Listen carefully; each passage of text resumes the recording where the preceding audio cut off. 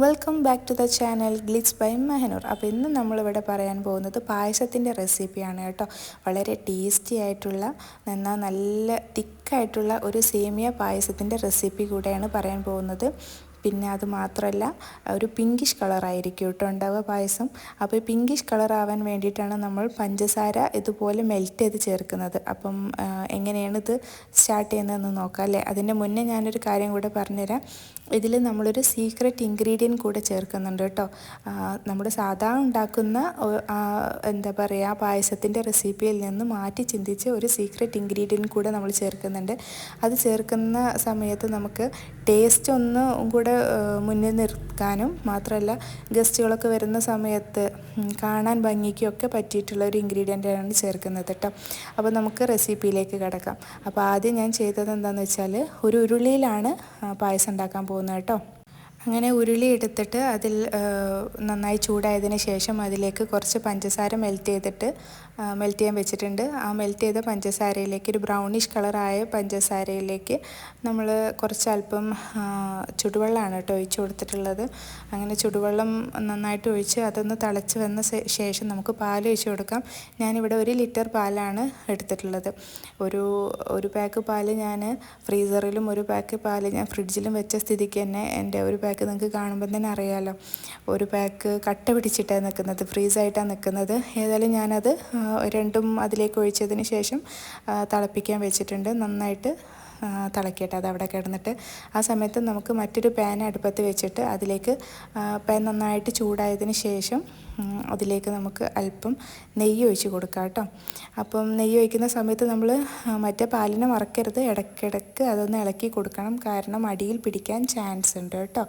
അപ്പോൾ ആ സമയത്ത് നമ്മളിവിടെ നെയ്യിൽ അണ്ടിപ്പരിപ്പ് വറുത്തെടുക്കുകയാണ് ചെയ്യുന്നത്. അപ്പം അണ്ടിപ്പരിപ്പ് നന്നായിട്ട് വറുത്തെടുക്കുക, ഒരു ബ്രൗണിഷ് കളർ ആവുന്നത് വരെ വറുക്കണം കേട്ടോ. അങ്ങനെ വറുത്തെടുത്തതിന് ശേഷം നമുക്കതിലേക്ക് മുന്തിരിയാണ് ചേർക്കേണ്ടത്. ഓക്കെ, റൈസിൻസാണ് ചേർക്കേണ്ടത്. അത് നന്നായിട്ട് വറുത്തെടുത്തത് നമുക്ക് വേറൊരു പാനിലേക്ക് മാറ്റിയെടുക്കാം. ഞാനിവിടെ 1.5 കപ്പ് സേമിയാണ് എടുത്തിട്ടുള്ളത്. ശരിക്ക് തിക്നെസ് നിങ്ങൾക്ക് എത്രത്തോളം തിക്നെസ് വേണം അത്രത്തോളം സേമിയ എടുക്കാവുന്നതാണ്.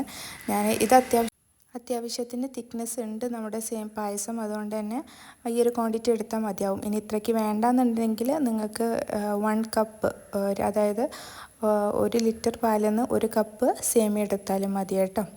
അങ്ങനെ നമ്മുടെ പാല് തിളയ്ക്കാൻ തുടങ്ങിയിട്ടുണ്ട്. അതിൻ്റെ ഇടയ്ക്ക് അടിയിൽ പിടിക്കാതിരിക്കാൻ വേണ്ടിയിട്ട് നമുക്ക് ഇടയ്ക്കിടയ്ക്ക് ഇങ്ങനെ ഇളക്കി കൊടുക്കാം കേട്ടോ. പാലായതുകൊണ്ട് തന്നെ നമുക്ക് അടി പിടിക്കാൻ ചാൻസ് ഉണ്ടായതുകൊണ്ട് തന്നെ നമ്മൾ അടി കട്ടിയുള്ള പാത്രം വേണം കേട്ടോ എടുക്കാൻ വേണ്ടിയിട്ട്. അങ്ങനെ എന്നാൽ മാത്രമേ ഉള്ളൂ നമുക്ക് അടിയിൽ പിടിക്കാതെ നിൽക്കുക.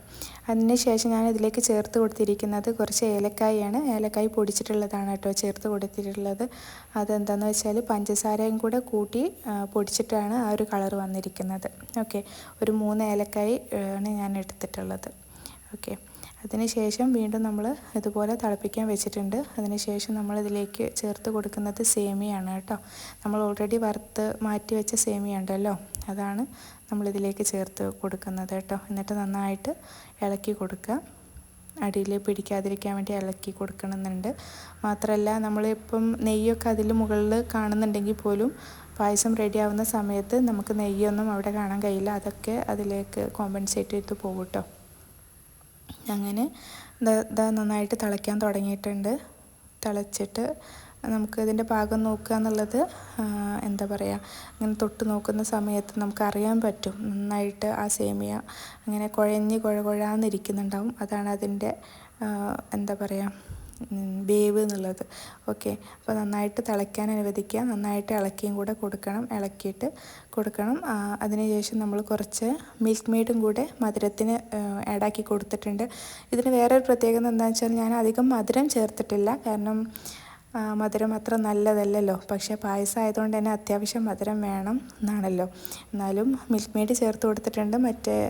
ആദ്യം നമ്മൾ കുറച്ച് ഇത് ആഡാക്കി കൊടുത്തിട്ടുണ്ട്. പക്ഷേ എനിക്ക് തോന്നി അത്ര മധുരം മതി, അതന്നെ നമ്മുടെ ടേസ്റ്റിനനുസരിച്ചുണ്ടായിരുന്നു. എന്നാൽ ഓവർ മധുരം ഇല്ല, ഒന്ന് അത്യാവശ്യം മധുരം ഉണ്ട് താനും, ആ ഒരു ലെവലിലായിരുന്നു കേട്ടോ ഉള്ളത്. അപ്പോൾ പിന്നെ ഞാൻ അതിലേക്ക് കൂടുതലൊന്നും മധുരം ഇട്ട് കൊടുത്തിട്ടില്ല. ഇനി നിങ്ങൾക്ക് ഇതിലേറെ മധുരം വേണമെന്നുണ്ടെങ്കിൽ നിങ്ങൾക്ക് ചേർത്ത് കൊടുക്കാവുന്നതാണ് കേട്ടോ.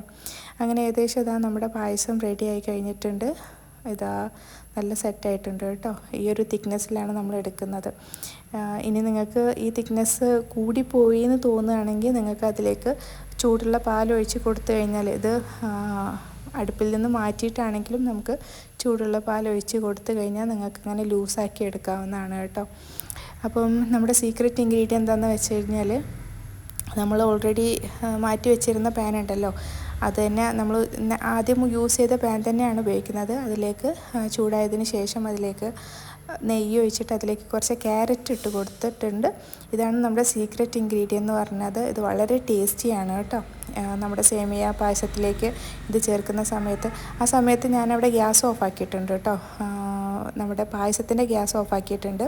എന്നിട്ടാണ് ഞാനത് ആഡാക്കി കൊടുക്കുന്നത് കേട്ടോ. അപ്പോൾ ക്യാരറ്റ് ഇങ്ങനെ വേവിക്കുന്ന സമയത്ത് ഞാൻ അതിലേക്ക് കുറച്ച് പഞ്ചസാര കൂടെ ആഡാക്കി കൊടുത്തിട്ടുണ്ട്. അങ്ങനെ നന്നായി വേവിച്ചതിന് ശേഷമാണ് കേട്ടോ ഞാൻ അതിലേക്ക് ഇട്ട് കൊടുക്കുന്നത്. അപ്പോൾ നമ്മുടെ അണ്ടിയും മുന്തിരിയും കൂടെ ഞാൻ അതിലേക്ക് ഇട്ട് കൊടുത്തിട്ടുണ്ട്.